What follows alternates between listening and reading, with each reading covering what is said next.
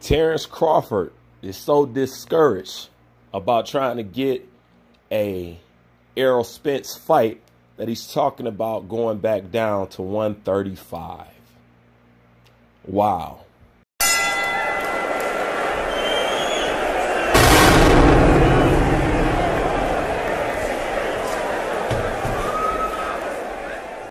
Well, I'm going to talk about this as balanced as I possibly can. The pros and cons, the truths, and the lies. What do I think about it? I think he's just talking. I don't think he would actually do it.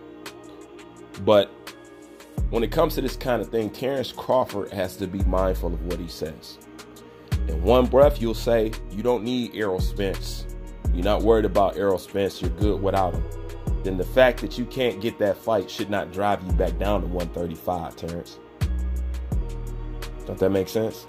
But like I said, I think he's just saying that. I don't think he is real. But if the fight is not that important like you and EJ claim, then EJ doing what he's doing, that shouldn't bother you at all. You should just go ahead and just go up. You know, that's what I'm saying.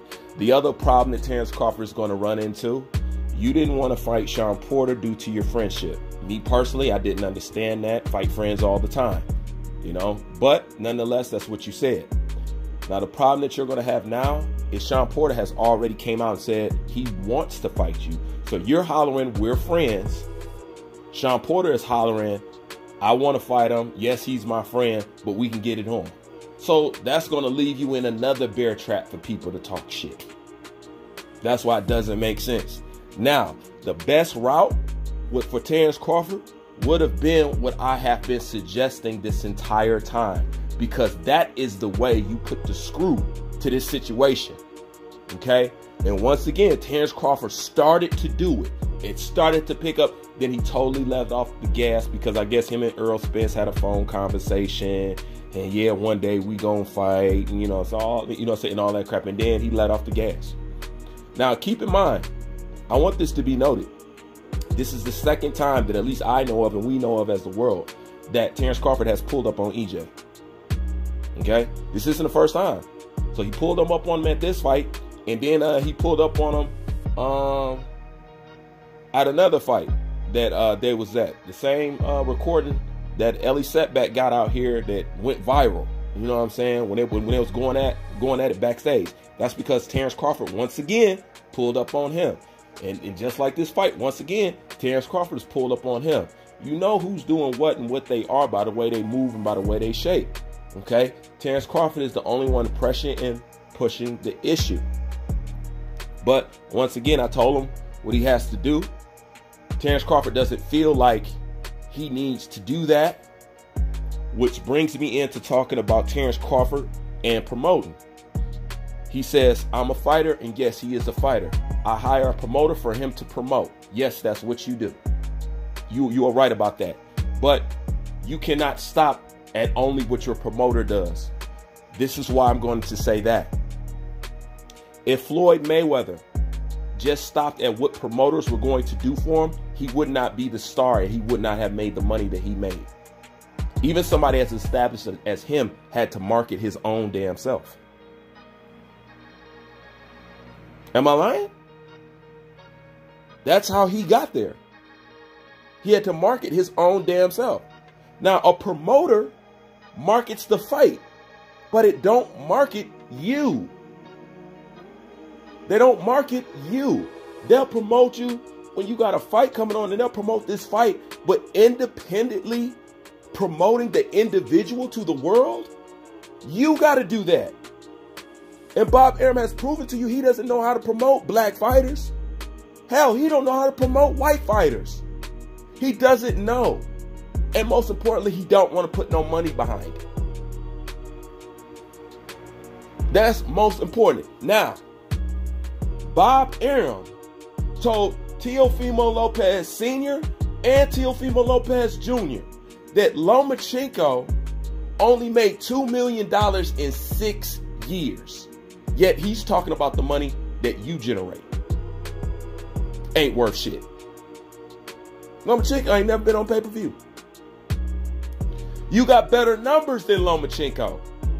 But yet he's telling you, you are the waste of space, the waste of talent, and you costing him money. And he equated you to a house in Beverly Hills. He talked to you and treated you like slave property. And you got right back on camera, talk about he's a good man. Don't know what's wrong with you on that aspect, bud. I don't. Because I said the first time when you was up there apologizing, don't do that, because he wouldn't do that for you. He turned around and blazed your ass to the media. And you turn right back around and say, no, he's really a good guy. Bob Arum is not a good guy. He has a history of fucking fighters over. From Ali all the way down to Pacquiao. You think you special? Teofimo Lopez, you think you special? Josh Taylor and everybody else, you think you gonna be special? You're not. He gonna run the same game he tried to do to you. What he did to Terence Crawford is what he usually does at the end of their career with him. He makes sure you take a loss because he don't want nobody else to pick you up and make money off you. That's how he rolls. What he did to Lomachenko, that's how he rolls. What he did to Lomachenko, same shit he did to Ali. It's no different. So, when are you going to think for yourself? Period. And this is the thing. Boxers, it's not hard to promote yourself. It's not. It's not. It's really not. You guys are lazy in this category. You are. Like, if a motherfucker will hire me, I'll set their ass up nice. I know exactly what to do and how to do it. It's not hard. And one of the things that you could start by, and I'll keep saying this again, because it gives you direct connection to your fan base. Why don't you start uploading some shit on your YouTube channel, man? Let people connect with you. Go live sometime. I keep saying this shit. You act like you got to work hard. But I will lead Terence Crawford with this great tip. Letitia Crawford, Terence Crawford's sister, she talks like what Bud is supposed to talk like. Have you seen her tweets? Have you seen how she get down? So this is what I would do. But if you ain't got the mouth for it, your sister does. Do a Danny Garcia. Danny know he ain't got the mouth. He leave it to his father. Let your sister, because your sister can crack a whip. And she be speaking straight facts. And she put it in ways that shut people up. So, make your sister your part-time promoter. Make her your Twitter pit bull or whatever you want to call it. Because so far, the shit that she tweet is on point. And it get attention. And she worded great. So use your sister. She's there for you. She want to defend you. She not lying. It's easy to defend a person when you talking the truth. So it's not hard to get up for Terence Crawford. But if you don't want to do it, hand that shit over to your sister. Have her handle your Twitter, your tweets, your this, your that. Have her do that. Because she be cracking their hands out here with the shit she be talking. But she talks like what Terence Crawford is supposed to talk like on a regular basis. Those are the tweets that Terence Crawford is supposed to be sending. But I get it. It's not his style. He's not a fighter. You're going to have to learn the art of delegation. Delegate that. That's one thing I'm good at. If I'm not good at something, and I'm usually good at a lot of things, when I'm not good at something, I'm excellent at delegating. Knowing who to pass this to so they can do it correctly. That's also an art. That's also a skill. Delegation is a skill.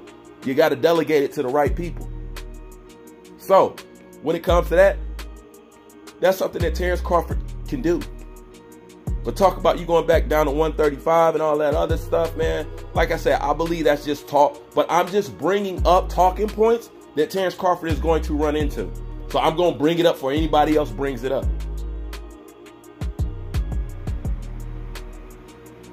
That's just a fact. I'm just going to go ahead and just put it out there. Everything I said is accurate. And this is why you can't say certain things. You need to fight Champa. You need to do something. Okay? Now, the other thing is this. You can say fuck the fans, fuck boxing, and you can sit on that belt. Okay? Because you can block Errol Spence from becoming undisputed and make him have to come to you. Don't care who you fight. Don't listen to the fans. Block us the fuck out. Sit on that belt. Because if Errol Spence really want undisputed, like he say he do, he gonna have to come to you, or he gonna do a Deontay Wilder. Am I not speaking real shit? Sit on that belt. I'm going to tell you why you can sit on that belt. Because Spence cannot go up in weight. He can't. The weight category that Spence is at is where he stops. He can't. Number one, Errol Spence is in the wrong weight class. Who don't know that? And he's not even strong in that weight class. Okay? Errol Spence is supposed to be a middleweight, 154-pound fighter or something like that. We all know that. Anytime you walk around 180 and 190, you know what I'm saying? You cutting weight like Jared Hurd, 40 pounds, you fighting in the wrong weight class.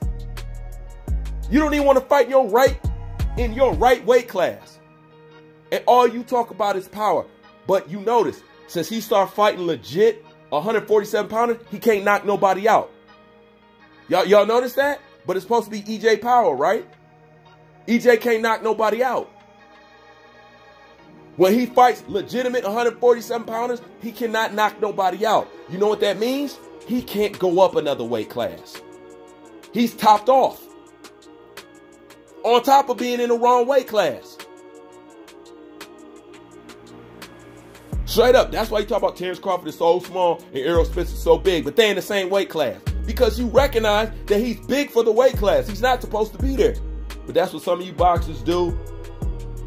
You squeeze down to a weight class instead of building up to one. Errol Spence squeezes down to get to 147. Terence Crawford has been going up to get to 147. There's the difference. So with that being said, he can't go past 147 because he will get wiped out. So he has to stay and he has to chase that undisputed through that way. And with that being said, you can sit on the belt. They're never going to give you your credit. You could fight Sean Porter. You could fight. It's still going to be the same thing over and over again. They're never going to give you your credit. You could beat Sean. You could beat him. They will not give you your credit. And with people not understanding Bud's position, I both disagree and agree with Bud. Okay? Because what more does the #1 pound-for-pound fighter in the world have to prove? Why does he have to go fight Sean Porter when he's the #1 pound-for-pound fighter in the world? That alone grants his admission. The world say he's the best fighter on the planet. See, that's why a lot of y'all need Roy Jones mentality. Straight up. But this video is long enough. I'm going to cut it and I'm going to come back with part 2 or something else. Who's ready? I'm out.